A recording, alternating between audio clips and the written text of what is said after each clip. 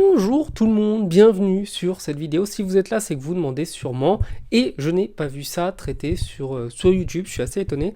Pourquoi est-ce que Roland-Garros est toujours vide? Donc vous l'avez vu, j'imagine, même en demi-finale du Grand Chelem, on se retrouve avec littéralement personne à Roland-Garros. Donc forcément, on se pose des questions, on se demande ce qui se passe.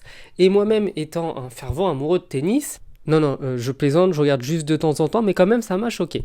Eh bien, en fait, l'explication, elle est toute simple, c'est que le tennis, outre le fait que ce soit réservé à une élite de gros bourgeois qui vit dans le 16e ou qui vit à Boulogne-Billancourt, eh bien, les places, les meilleures places, là où c'est le plus agréable, là où c'est le plus beau, ces places-là sont achetées par des énormes sociétés, des multinationales qui ont un fric à ne plus savoir quoi en faire, et elles achètent toutes ces places qui leur sont réservées, parce que le tennis reste quand même un sport de bourgeois. Ces grosses entreprises du style L'Oréal, Coca, Total, etc., vont offrir les meilleures places à leurs collaborateurs.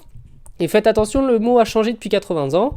Et le truc, c'est que ces fameux collaborateurs, en réalité, n'en ont strictement rien à faire du tennis. Ce ne sont pas des amoureux de tennis.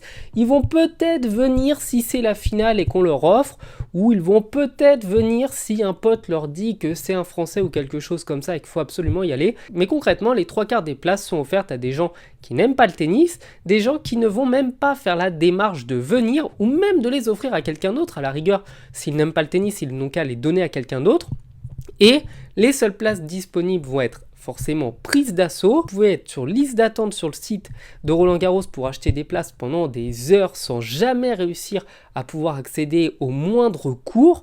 Tandis que les grosses entreprises ont quasiment toutes les places. Forcément, les amoureux de tennis ne peuvent pas y aller. Ceux qui n'en ont strictement rien à cirer pourraient y aller, mais ne viennent pas parce qu'ils en ont littéralement rien à faire. Et moi, je veux conclure cette petite vidéo sur une question que je me pose, c'est pourquoi ne tout simplement pas offrir ces places-là, puisqu'il y a des places qui sont offertes, à des fédérations de tennis amateurs ou à des amoureux de tennis ou même simplement à des jeunes qui n'ont pas les moyens ou qui n'ont pas la connaissance de ce qu'est Roland-Garros.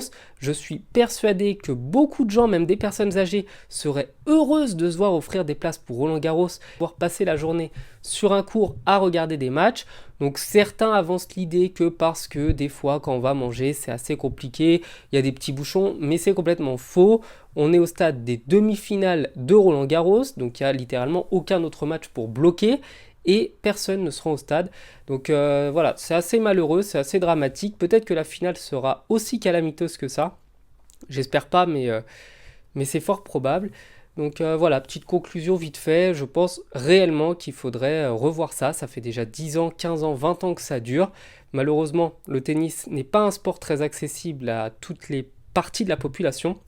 Et c'est sûr qu'en les offrant à des gens qui n'en ont pas besoin et qui n'en veulent pas, eh ben, ça risque d'attirer encore moins les foules. Parce que je peux vous assurer qu'avec des places disponibles au plus grand nombre et seulement une toute petite partie réservée pour ceux qui ont acheté pour leur entreprise, on aurait un tennis beaucoup plus populaire. Bref, passez une bonne journée, je vous dis à bientôt sur la chaîne. Ciao.